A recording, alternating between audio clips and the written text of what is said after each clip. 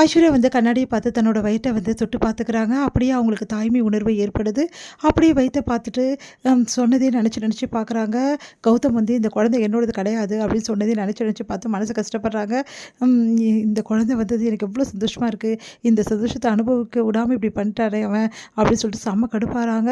அப்படியே வந்து மனசு கஷ்டப்பட்டு அப்படியே உட்காந்துருக்காங்க பெட்ல. அப்போ கௌதம் வந்து உள்ள வராரு.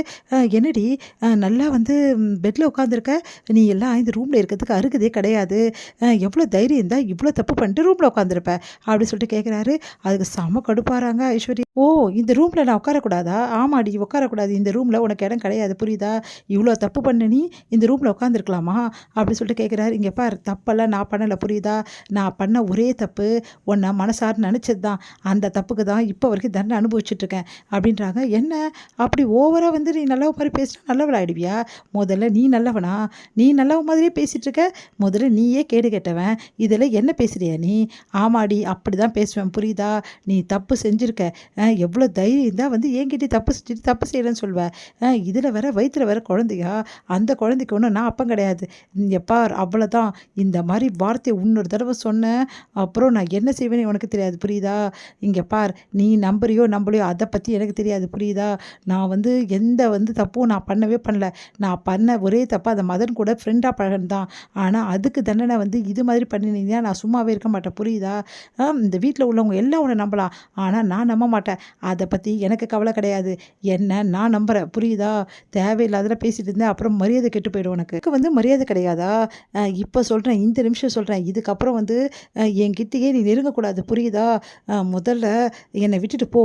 உண்மையை சொல்கிறேன் கௌதம், உண்மையாகவே தான் சொல்கிறீங்களா? நான் இருக்கக்கூடாதுன்னு நினைக்கிறீங்களா? ஆமாம், நான் இருக்கக்கூடாது. உன் கூட நான் வாழ விரும்பலை. ஓ அப்படியா? சரி சரி ஓகே. நீங்கள் வந்து எப்படி இந்த ரூமை விட்டு இருப்பீங்க? இந்த பெட்டை விட்டு எப்படி இருப்பீங்க? என்ன சொல்கிற நீ அப்படின்னோடனே, ஆமாம் அப்படின்னு சொல்லிட்டு அப்படியே கழுத்து பிடிச்சி வெளியே தள்ளுறாங்க. முதல்ல வெளியே போய் படுறா. இங்கே பார், இந்த ரூம் என்னோடது புரியுதா? நீ என்னை வெளியே அனுப்பணும்னு நினைக்காத. அது நடக்க கூட நடக்காது. என் குழந்தையும் நானும் இந்த ரூமில் தான் இருப்போம். மரியாதை போடா அப்படி சொல்லிட்டு கதவை பிடிச்சி தள்ளிட்டு அவங்களோட பெட்ஷீட்டையும் தலைக்கானையும் தூக்கி போட்டுடுறாங்க. போய் படுறா, போயிட்டு வெளியே அப்படி சொல்லிட்டு கதவை தள்ளி சாத்திடுறாங்க.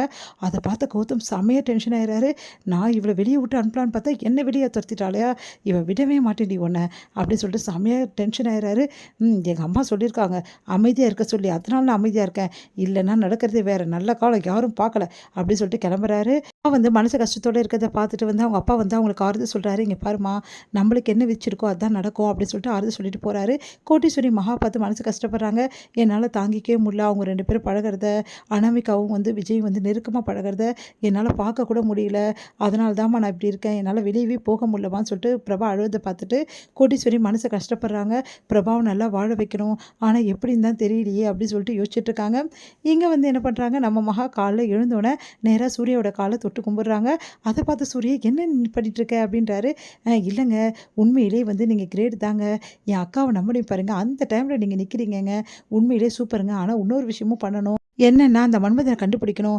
அதுக்கான முயற்சிகள் நான் பண்ண போகிறேன். தயவுசெய்து எனக்கு ஆசீர்வாதம் பண்ணுங்கள். இங்கே பாரு, ஏற்கனவே சொன்னேன் நீ தனியாக போய் எதுவும் மாட்டிக்காதுன்னு சொல்லி, இதுக்கு ஆசீர்வாதம் வேறு பண்ணணுமா?